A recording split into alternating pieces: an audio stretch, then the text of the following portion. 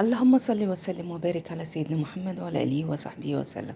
تعالوا معايا نعمل معاكم الأطباق الجميلة دي وأقول لكم عاملاها ازاي ومقاديرها ايه وطريقتها ازاي. وصدقوني التتبيلة دي رهيبة جدا وجميلة، هتقعد معاكي مدة طويلة. بصوا ما شاء الله تملى بيتك كده خير، وفي نفس الوقت جميلة جدا في المصايف.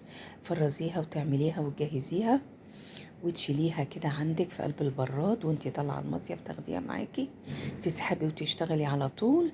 يلا بينا نشوف الطريقه ونشوف المكونات. جبت 5 كيلو صدور فراخ. انا بالنسبه لي هنا كيسين، الكيس 2 كيلو ونص. بتبقى صدور كامله كده مع بعضها، صغيره او كبيره بنفس الطريقه.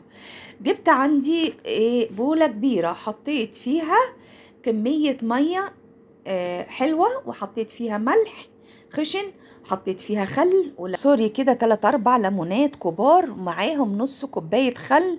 عشان تبقي عارفة نص كوباية خل صغيرة، ما تخافيش مش هيطعم فيها ولا اي حاجة، خل عادي ابيض. وخلصوا معلقتين الدقيق، وامسكي الدنيا دي كلها قلبيهم تقليب كويس جدا.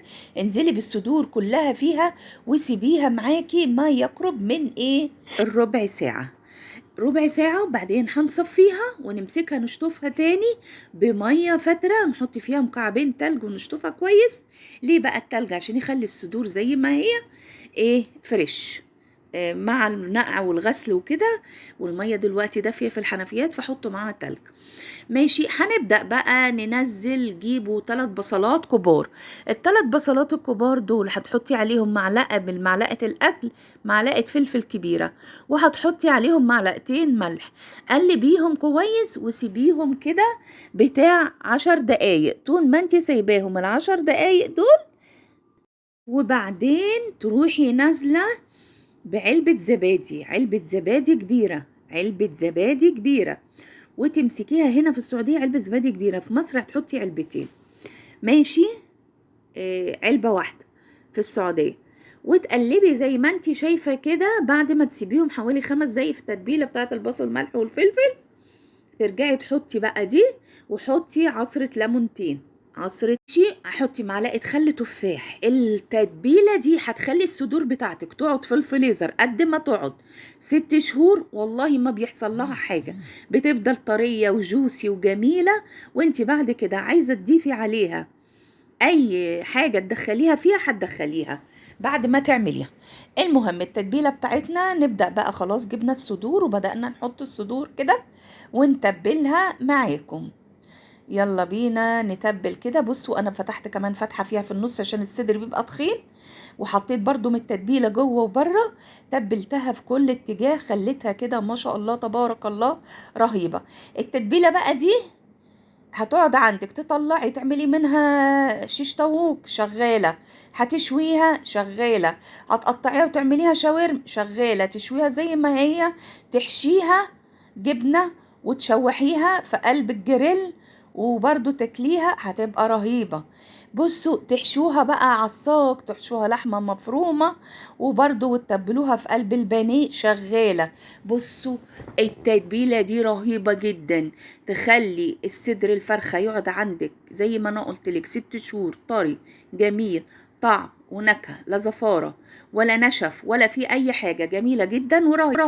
شوفي بقى التكييس ده تبع عدد الأسرة. انت مثلا حطي صدرين جوه كل كيس. كل بقى ما تعوزي تعملي أكلة طلعي وبدعي. ممكن بقى تضيفي لها اي تعديلات انت عايزه. مثلا انا بعمل لك التتبيله الاقتصاديه، انت عايزه تضيفي حاجه تانية ضيفيها. اقتصاديه واساسيه، وفي نفس الوقت تعيش مهما تعيش، ما يتغيرش طعم الصدور بتاعتك، وتفضل طريه وجوسي ورهيبه. كيسيها بقى وشيليها بقى زي ما انت عايزاكي كده، وشيليها في الفريزر، تبقى موجودة عندك كده وانت رايحة المصيف، وانت قاعدة في البيت جالك ضيف على سوا، حد قالك انا جعان، الغدا خلص النهاردة كان حلو وجميل من ايديكي، فخلاص فالولاد طلبوا منك تعملي لهم سندوتشات بالليل. بصوا جميلة بكل المقاييس، تعملي بيها كل حاجة، كل حاجة عايزة تعمليها بيها هتلاقي التتبيلة دي ماشية معاكي.